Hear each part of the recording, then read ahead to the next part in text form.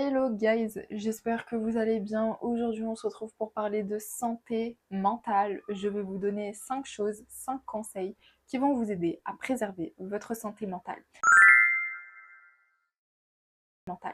Alors il faut savoir que depuis le Covid-19, on développe énormément le fait de parler de la santé mentale. Avant, la santé mentale c'était un tabou. Aujourd'hui, chez certaines communautés, ça reste toujours un tabou malheureusement, mais sachez que la santé mentale c'est extrêmement important, voire beaucoup plus important que la santé physique. Si vous ne vous sentez pas bien là-dedans, vous n'arriverez pas à vous sentir bien là-dedans et vous vous sentirez bien nulle part. Du coup, prenez sur vous le sujet de la santé mentale et mettez en place quelques actions qui vont pouvoir vous aider à la préserver. La première chose à faire pour préserver sa santé mentale, c'est de travailler l'équilibre émotionnel. Les émotions, c'est bien, mais les émotions, ça peut nous faire mal au corps et à la tête. C'est-à-dire que vous allez avoir, par exemple, je pense que je vous avais déjà fait une vidéo dessus sur les émotions et leur impact qu'elles ont sur le corps, ou un truc similaire, je me souviens plus exactement. Mais oui, c'était ça. Je vous avais fait une vidéo sur ça et je vous disais par exemple la peur, ça va vous faire mal à telle partie de votre corps, etc. Donc vous allez avoir certaines émotions qui vont être néfastes pour votre corps parce qu'elles vont déclencher des réactions chimiques, des mouvements musculaires, etc. qui ne nous font pas forcément du bien. Donc trouver un équilibre émotionnel et gérer ses émotions, c'est extrêmement important et ça contribue à notre santé mentale. N'oubliez pas que ignorer nos émotions, c'est les laisser nous contrôler. C'est soit vous les contrôlez, c'est soit elles vous contrôlent. Pour avoir une meilleure gestion de vos émotions, vous pouvez pratiquer la méditation et aussi la pleine conscience sensorielle. Dans le sens où, ok, je m'arrête, je vais m'isoler, qu'est-ce que je ressens? Pourquoi est-ce que je suis dans cet état? Je vous donne un exemple, chez moi ça marche parce que des fois je suis genre mauvaise, faut dire la vérité, des fois je suis mauvaise, genre je suis saoulée, mais il s'est rien passé en fait pour que je sois saoulée. Donc pourquoi je m'arrête, je m'isole et je me questionne. Qu'est-ce qui s'est passé? Ok, concrètement, il s'est rien passé. Il y a personne qui m'a dérangée, il y a personne qui m'a saoulée. Pourquoi est-ce que je suis saoulée en fait? Pourquoi est-ce que je suis frustrée? Et en fait, je me dis, ah oui, mais j'ai mal aux dents et j'ai pas pris de Doliprane. Et en fait, la douleur de mes dents fait que je suis saoulée, je suis frustrée, mais je suis tellement concentrée sur continuer ma journée qu'en fait, je suis désagréable. Des fois, je vais pas forcément parler aux gens de manière désagréable, mais c'est juste dans ma tête, genre, je vais voir, je sais pas, un truc tout bête, quelqu'un qui traverse n'importe comment, je vais faire putain, mais il est con lui ou quoi, pourquoi il traverse n'importe quoi. Mais en fait, dans ma tête, je vais être désagréable comme ça parce que je suis frustrée, je suis saoulée. Pourquoi est-ce que je suis saoulée? Parce que j'ai mal aux dents. Ok, là j'ai trouvé la solution du problème parce que j'ai pratiqué la pleine conscience. J'ai arrêté ma journée pour 1 minute, hein. Ça prend 1 minute. Et je me suis rappelé que j'avais mal aux dents.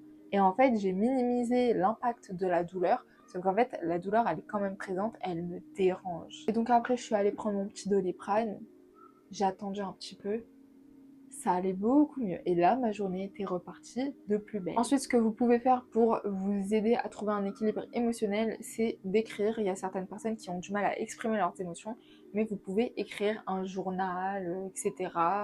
N'importe. Et enfin, pratiquez l'auto-compassion. Soyez bienveillant avec vous-même. Imaginons que vous aviez prévu une to-do list de 10 tâches à faire, mais vous n'êtes pas d'humeur, vous êtes fatigué, vous en faites que 5, c'est ok. On va pas mourir, c'est pas vital de finir la to-do list aujourd'hui, c'est ok. Soyez bienveillant avec vous-même. C'est pas parce que vous avez fait que 5 sur 10 que ça veut dire que vous êtes une merde, que pour le reste de vos jours, vous serez une merde. Non, c'est ok. Donc pratiquez l'autocompassion, très important. Deuxième catégorie de choses sur lesquelles il faut travailler, c'est le fait de mettre des limites et d'apprendre à dire non. Je vous donne un exemple. Si à une personne vous dites oui, ensuite à une autre personne vous allez devoir lui dire oui parce que vous avez dit oui à cette personne. Sauf qu'en fait ça vous nuit. Des fois, le fait de dire non, d'avoir une personne saoulée en face, c'est plus agréable que d'avoir les remords de se dire putain j'aurais dû mettre des limites parce que ça a entraîné ça, puis ça, puis ça, puis ça, puis ça. Et au final je savais les conséquences que ça allait générer. Mais j'ai pas voulu mettre de limites. Non, c'est non. Voilà, des fois, il faut se faire à soi-même violence et respecter les limites qu'on met. La troisième chose à mettre en place, ça va être de limiter la surcharge d'informations. Et je vous ai fait une vidéo sur le bombardement constant qu'on a, surtout de nos jours avec les médias, et de limiter les écrans parce que ça va nous stimuler. Et être constamment stimulé, c'est pas bon en fait. C'est vraiment pas bon. Et ça ne permet pas à notre cerveau et à notre corps de se reposer, de se recentrer sur soi concrètement. La quatrième chose à faire, c'est de développer des relations saines. Vous pouvez avoir aujourd'hui des personnes dans votre entourage qui ont des comportements, qui ont des attitudes, qui ont des mots qui vous gênent. C'est très simple. Je vous ai fait une vidéo sur, je crois que c'est la vidéo la plus vue de la chaîne en plus, 15 choses pour savoir si vous gardez cet ami dans votre entourage ou pas. 15 conseils pour faire le tri dans votre amitié, un truc comme ça. Je me souviens plus c'est quoi les titres exacts, mais je sais que je vous ai fait cette vidéo. Et je vous ai dit, si vous avez des gens qui vous mettent mal à l'aise dans votre entourage, c'est soit vous leur parlez, vous essayez de mettre des choses au clair pour qu'ils comprennent que ça vous gêne et que vous ne pouvez pas être vous-même à 100%, vous détendre, vous reposer, rigoler, etc. avec elles, parce que c'est pas possible en fait. Ça vous gêne. Donc discutez avec elles. Si après plusieurs discussions, vous voyez que rien ne change, allez, au revoir. Hein. Vaut mieux être seul que mal accompagné. À un moment donné, vous ne pouvez pas avoir des relations qui sont malsaines comme ça, qui vous font du mal et qui ne vous apportent rien de bien. Stop. Voilà, stop. Mais c'est très compliqué de développer des relations saines.